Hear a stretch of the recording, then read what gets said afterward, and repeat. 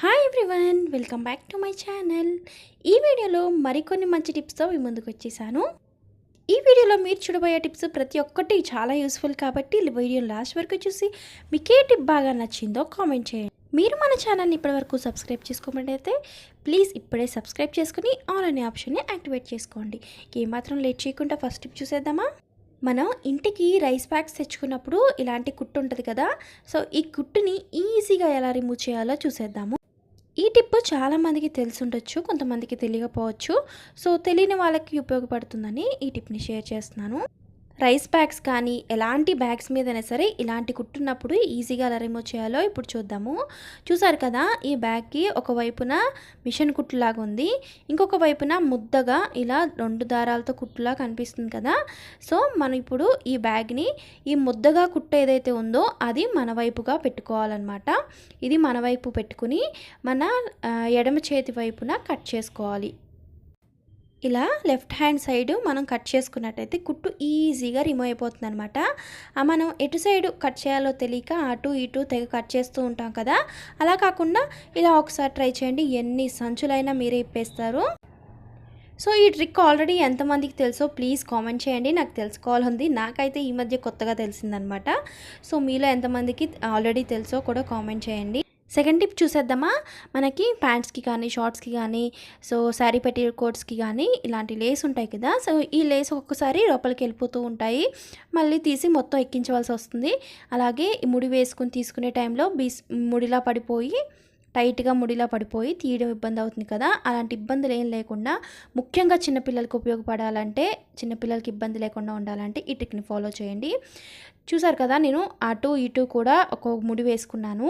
ఈ ముడిలోంచి ఆ లేస్ని, ఆ ముడిలోంచి ఈ లేస్ని తీసుకుంటే సరిపోతుందన్నమాట. ఇప్పుడు ఎక్స్ట్రాగా మనం ఎలాంటి ముడి వేయవసరం లేకుండా ఈజీగా టైట్ చేసుకోవడానికి, లూజ్ చేసుకోవడానికి చాలా బాగుంటుంది. దారం లోపలికి వెళ్ళిపోతుంది, లేస్ లోపలికి వెళ్ళిపోతుంది అన్న భయం కూడా ఉండదు. ముఖ్యంగా పిల్లలకి ఈ ట్రిక్ బాగా ఉపయోగపడుతుంది అనమాట. సో వాళ్ళు ముడి వేసుకోవడం, తీసుకోవడం వాళ్ళకి రాదు కదా, తీసుకునే ప్రాసెస్లో ఒక్కొక్కసారి మొత్తం లాగేస్తూ ఉంటారు, ముడి పడిపోతూ ఉంటుంది. కాబట్టి ఈ ట్రిక్ని ఒకసారి ట్రై చేయండి, చాలా ఉపయోగపడుతుంది. ఈ టిప్స్ నచ్చినట్టయితే మాత్రం వీడియోని లైక్ చేయడం మర్చిపోవద్దు. మీరు లైక్ చేయడం వల్లే మరికొన్ని మంచి టిప్స్ని నేను షేర్ చేయగలుగుతాను. నెక్స్ట్ ఐడియా చూసేద్దామా. మన ఇంట్లో ఇలా బెల్ట్స్ ఉంటాయి కదా, ఈ బెల్ట్స్ని అక్కడ ఇక్కడ తగిలిస్తూ ఉంటాము. అలా తగిలించకుండా నీట్గా ఎలా ఫోల్డ్ చేసుకోవాలో చూద్దాము. ఇంట్లోనే కాదండి, ట్రావెలింగ్లో కూడా చాలా ఉపయోగపడుతుంది అనమాట. ఇలా ఫోల్డ్ చేసుకోవడం వల్ల తక్కువ ప్లేస్లోనే మనం వీటిని సర్దుకోవచ్చు. చూసారు కదా, బెల్ట్ని ముందుగా ఇలా రివర్స్గా పెట్టుకుని నేను ఎక్కించేసుకుంటున్నాను అనమాట. నార్మల్గా బెల్ట్ అయితే ఎలాగైతే పెట్టుకుంటామో అలాగా ఇలా మనం పూర్తిగా లాగేసిన తర్వాత ఆ చివరి నుంచి చుట్టుకుంటూ రావాలి. సో మన ఇంట్లో ఎన్ని బెల్ట్స్ ఉన్నా సరే ఇలా తక్కువ ప్లేస్లో నీట్గా ఆర్గనైజ్ చేసుకోవచ్చు. సో ట్రావెలింగ్లో కూడా చాలా ఉపయోగపడుతుంది అనమాట. తప్పకుండా ట్రై చేయండి. చూసారు కదా, ఆ చివరి నుంచి చుట్టుకుంటూ వచ్చి ఈ గ్యాప్లో పెట్టేయడమే. ఈజీగా మనం తక్కువ ప్లేస్లో ఈ బెల్ట్ని ఆర్గనైజ్ చేసుకోవచ్చు. నెక్స్ట్ టిప్ చూసేద్దామా. మనం బ్రాస్లెట్స్ పెట్టుకోవడానికి చాలా ఇబ్బంది పడుతూ ఉంటాం కదా. ఈ బ్రాస్లెట్ పెట్టుకోవడానికి ఎవరొకరు హెల్ప్ తీసుకోవాల్సి వస్తుంది. సో ఎవరి హెల్ప్ తీసుకోవాల్సిన లేకుండా మనకి మనమే ఈజీగా ఈ బ్రాస్లెట్ని ఎలా పెట్టుకోవాలో చూసేద్దాము. ముందుగా చేయికి ఇలా రబ్బర్ బ్యాండ్ని వేసుకుని ఈ రబ్బర్ బ్యాండ్ పైనుంచి ఇలా బ్రాస్లెట్ని తీసుకోవాలన్నమాట. సో అది జారిపోకుండా ఉండేలాగా పెట్టుకోవాలి ఈ విధంగా. ఇప్పుడు ఈజీగా అది అక్కడే ఉంటుంది కాబట్టి, కదలకుండా ఉంటుంది కాబట్టి మనం ఈజీగా మన బ్రాస్లెట్ని పెట్టేసుకోవచ్చు. చూసారు కదా ఎంత ఈజీగా పెట్టేశాను. టిప్స్ నచ్చినట్టయితే మాత్రం లైక్ చేయడం మర్చిపోవద్దు. నెక్స్ట్ టిప్ చూసేద్దామా. మనం శారీతో పాటుగా బ్లౌజ్ని ఎలా ఆర్గనైజ్ చేసుకోవాలో చూద్దాము. ఈ బ్లౌజ్లోనే శారీని ఆర్గనైజ్ చేసుకుంటే చాలా నీట్గా ఉంటుందన్నమాట. సో ట్రావెలింగ్లో ఈ ట్రిక్ చాలా ఉపయోగపడుతుంది అనమాట. సో తప్పకుండా ట్రై చేయండి. చూసారు కదా, బ్లౌజ్ని ఈ విధంగా పెట్టుకుని ఇలా బ్యాక్ సైడ్కి ఫోల్డ్ చేసేసుకున్నాను. ఇలా దీనిపై నుంచి మనం శారీని ఫోల్డ్ చేసేసుకోవడమే. ఇలా మనం ఆర్గనైజ్ చేసుకోవడం వల్ల ఏంటంటే ట్రావెలింగ్లో చాలా నీట్గా ఉంటుంది. సో బ్లౌజ్ ఒక దగ్గర, శారీ ఒక దగ్గర కాకుండా ఇలా రెండు ఒక దగ్గరే ఉంటాయి కాబట్టి ఈజీగా, అలాగే చూడడానికి కూడా నీట్గా ఉంటుంది. అలాగే మనం ఇంట్లో శారీస్ ఆర్గనైజ్ చేసుకున్నప్పుడు మన బీరువాలో కానీ ఎక్కడైనా శారీస్ ఆర్గనైజ్ చేసుకున్నప్పుడు అన్ని శారీస్ ఫోల్డింగ్స్ ఒకేలా రావాలి అంటే ఒకే సైజులో రావాలంటే ఒక్కొక్క శారీ ఒక్కొక్క లెంత్ ఉంటుంది కదా, సో అన్ని శారీస్ ఒకలాగా ఉండవు కదా, కానీ అన్ని శారీస్ ఒకటే లెంత్లో ఇలా మడత ఈక్వల్గా రావాలంటే ఈ ట్రిక్ ఫాలో అవ్వండి. నేను ఎక్కువగా ఇలాగే చేస్తూ ఉంటానన్నమాట ఐరన్ చేసేటప్పుడు. సో ఇలా మడత పెట్టిన తర్వాత శారీని ఇలా మధ్యలో బుక్ పెట్టేసి అటు ఇటు ఫోల్డ్ చేస్తాను అనమాట. ఎక్స్ట్రా వచ్చింది ఏదైనా సరే లోపలికి ఫోల్డ్ చేసేస్తాను. ఇప్పుడు నాకు ఈ శారీకి అయితే ఎక్స్ట్రా ఏమీ రాలేదు. సో ఇలా పెట్టిన తర్వాత బుక్ని తీసేస్తాను అనమాట. సో నేను ప్రతి శారీకి ఈ బుక్ని పెట్టి మాత్రమే ఫోల్డ్ చేసుకుంటాను, కాబట్టి అన్నీ కూడా ఈక్వల్గా వస్తాయి. ఎలాంటి శారీ అయినా సరే, వర్క్ శారీ అయినా, పట్టు శారీ అయినా, ఎలాంటి శారీ అయినా ఇదే లెంత్లో నాకైతే ఈ ఫోల్డింగ్స్ అయితే వస్తాయి అన్నమాట. నెక్స్ట్ టిప్ చూసేద్దామా. మనం అప్పుడప్పుడు ఇలాంటి హెవీ ఇయర్ రింగ్స్ పెట్టుకున్నప్పుడు చెవికి పెయిన్ రావడం, అంటే బరువు అంతా కూడా చెవి మీద పడి పెయిన్ వస్తూ ఉంటుంది కదా, అలాగే ఇవి ముందుకు కూడా వాలిపోతూ ఉంటాయి. ఒక్కసారి మనకి బటన్ కూడా అవైలబుల్గా ఉండదు కదా. సో ఈ అన్ని ప్రాబ్లమ్స్కి ఒకటే పరిష్కారం అనమాట. ఇలా మన దగ్గర బ్యాండెడ్స్ ఉంటాయి కదా, దెబ్బలు తగిలినప్పుడు బ్యాండెడ్స్ వేసుకుంటాం కదా. సో దీన్ని మనం చిన్న హోల్ చేసుకుని ఈ చెవికి సరిపోయేంతగా కట్ చేసుకుని హోల్ చేసుకుని ఇలా మనకి పెట్టేసుకోవాలన్నమాట. ముందు ఇయర్ రింగ్ని మన చెవికి పెట్టుకుని బ్యాక్ సైడు ఈ స్టిక్కర్ని అంటించుకుని సీలను పెట్టేసుకోవాలి. ఇది అంటించుకోవడం వల్ల ఏంటంటే చెవికి మంచి సపోర్ట్ ఉంటుంది. సో ఈ వెయిట్ అంతా కూడా మన చెవి హోల్ మీద పడకుండా ఉంటుంది, చెవి హోల్స్ సాగిపోకుండా ఉంటాయి. ఈ ఇయర్ రింగ్స్ కూడా ముందుకి వాలిపోకుండా ఉంటాయి అన్నమాట. ఇంతకంటే పెద్ద ఇయర్ రింగ్స్ పెట్టుకున్నా సరే మన చెవికి ఎలాంటి పెయిన్ ఉండదు. నెక్స్ట్ టిప్ చూసేద్దామా. సో మనం అప్పుడప్పుడు ఫంక్షన్స్కి కానీ ఎక్కడికైనా వెళ్ళాలనుకున్నప్పుడు శారీకి మ్యాచింగ్ బ్యాంగిల్స్ అన్నీ వేసుకుంటూ ఉంటాము. ఒక్కొక్కసారి స్టిక్కర్ కూడా పెట్టుకోవాలనుకుంటాము, కానీ స్టిక్కర్ దొరకదు కదా. అలా మీకు స్టిక్కర్ దొరకలేనప్పుడు ఈ ట్రిక్ని ట్రై చేయండి. కానీ నేను బ్యాండెడ్ని ఈ విధంగా నాకు కావాల్సిన షేప్లో కట్ చేసుకుంటున్నాను. ఇలా రౌండ్గా కట్ చేసుకుంటున్నాను.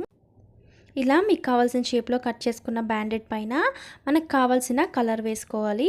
చూసారు కదా, ఇక్కడ నేను నాకు కావాల్సిన కలర్ని వేసుకుంటున్నాను. సో మీకు కావాల్సిన కలర్ వేసుకుని దానిపైన కావాల్సిన మీకు నచ్చిన స్టోన్స్ కానీ మీకు నచ్చిన విధంగా డెకరేట్ చేసుకోవచ్చు. ఈజీగా స్టిక్కర్ అయితే రెడీ అయిపోతుంది. ఇది సేమ్ మనం బయట కొనే స్టిక్కర్ లాగే ఉంటుంది చూడడానికి. అలాగే దీనికి స్కిన్ ఫ్రెండ్లీ గమ్ని యూస్ చేస్తారు కాబట్టి మీ స్కిన్కి కూడా ఎలాంటి ఇబ్బంది ఉండదన్నమాట ఇది పెట్టుకోవడం వల్ల. నెక్స్ట్ టిప్ వచ్చేసి బ్యాండెడ్తో మరొక మంచి ఐడియా అనమాట. మనం ఇలా డీప్ నెక్ బ్లౌజెస్ వేసుకున్నప్పుడు సో అటు ఇటు కూడా ఈ బ్రా స్ట్రిప్స్ అన్నవి బయటికి వచ్చేస్తూ ఉంటాయి, బయటికి కనపడుతూ ఉంటాయి కదా. అలా బయటికి రాకుండా బయటికి కనపడకుండా ఉండాలంటే ఇలా బ్యాండెడ్ని వేసుకోవడం వల్ల అవి కదలకుండా ఉంటాయి అన్నమాట. ఇలా అంటించుకోవడం వల్ల ఇలా బ్లౌజ్కి అంటించేసుకోవడమే. ఇలా అంటించుకోవడం వల్ల అటు ఇటుగా కదలకుండా ఉంటాయి. అప్పుడు ఇవి బయటికి కనపడకుండా మనం హ్యాపీగా ఉండొచ్చు. మీరు మన వీడియోని ఇంకా లైక్ చేయకపోతే ప్లీజ్ లైక్ చేయండి. మీరు లైక్ చేయడం వల్ల మరిన్ని మంచి వీడియోస్ నేను చేయగలుగుతాను.